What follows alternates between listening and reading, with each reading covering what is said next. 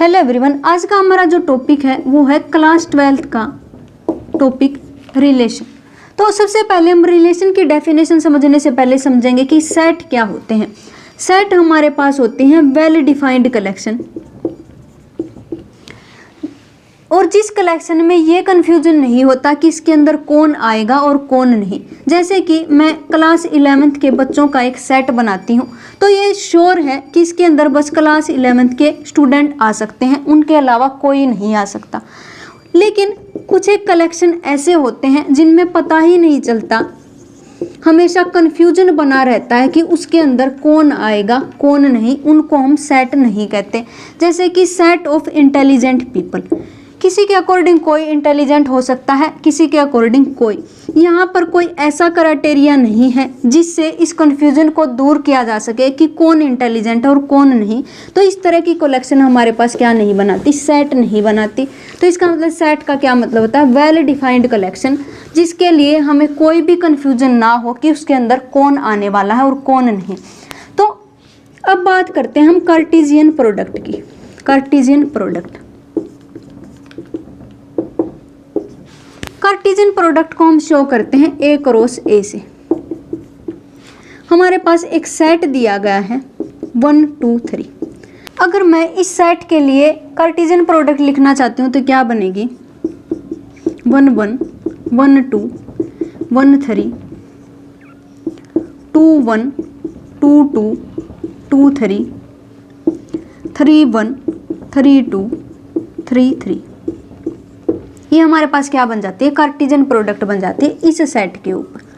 तो इनमें से ही उठाए गए कुछ एलिमेंट, इनमें से उठाए गए कुछ एलिमेंट का अगर मैं सेट बना देती हूँ तो वो क्या बन जाता है, हमारे पास रिलेशन बन जाता है। तो रिलेशन क्या होता है, सबसेट होता है ए क्रॉस ए का, उसी को हम क्या कहते हैं, रिलेशन कहते हैं। और इस कार्टेशियन प्रोडक्ट में जो हमारे पास एलिमेंट दिखाई देते हैं वो इस तरीके के होते हैं, जिसमें ये ए इस पहले सेट से आता है और ये बी हमारे पास कहाँ से आता है, दूसरे सेट से आता है। लेकिन हमें तो रिलेशन के बारे में समझना है, तो रिलेशन हमने क्या समझा कि रिलेशन क्या होता है, subset of A cross A. Subset of A cross A क्या होता है, हमारे पास relation on set A, relation on set A. इसमें मैं क्या मान लेती हूँ, एक सेट दिया गया है हमारे पास 1 2, और रिलेशन क्या होता है, ए क्रॉस ए का सबसेट होता है। तो सबसे पहले मैं ए क्रॉस ए लिख लेती हूँ।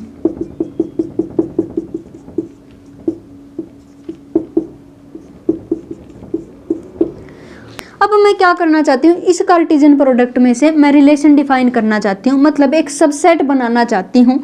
और कैसा सबसेट कि उसमें ऐसे एलिमेंट आए कि अगर मैं a माइनस बी कर दूं तो किसके इक्वल आ जाए, 5 के इक्वल आ जाए। मैं ऐसे एलिमेंट का रिलेशन बनाना चाहती हूँ। तो क्या करूँगी, यहाँ पर देखूँगी 1 माइनस 1 10 के इक्वल नहीं आया, 1 माइनस 2 10 के इक्वल नहीं आया, 2 माइनस 1 10 के इक्वल नहीं है, 2 माइनस 2 भी 10 के इक्वल नहीं है। तो इस तरीके का रिलेशन हमारे पास क्या बन जाएगा, एम्प्टी रिलेशन बन जाएगा, एम्प्टी रिलेशन बन जाएगा।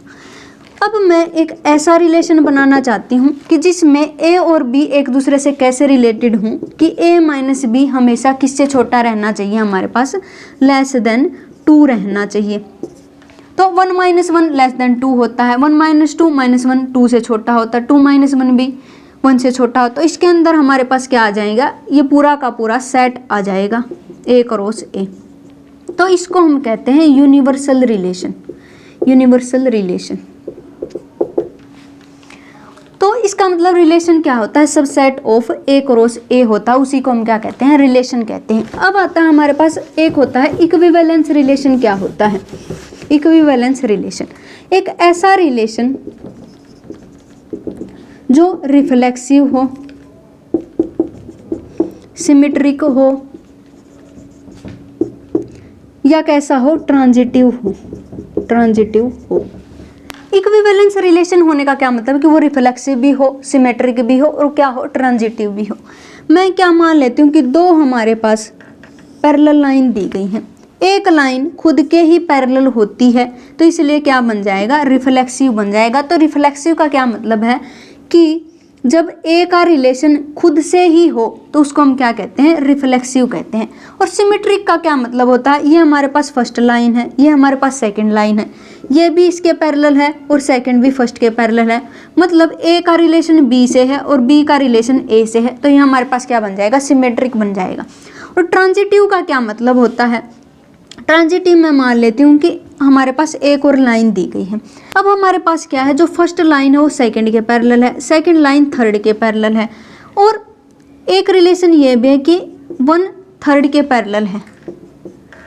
तो अगर इन दोनों से ये तीसरे वाला इम्प्लाई हो जाता है, मतलब ए का रिलेशन बी से है, बी का रिलेशन सी से है, ये बात अगर ये इम्प्लाई कर देती है कि ए का रिलेशन सी से है, तो वो रिलेशन कैसा बन जाता है, ट्रांजिटिव रिलेशन बन जाता है।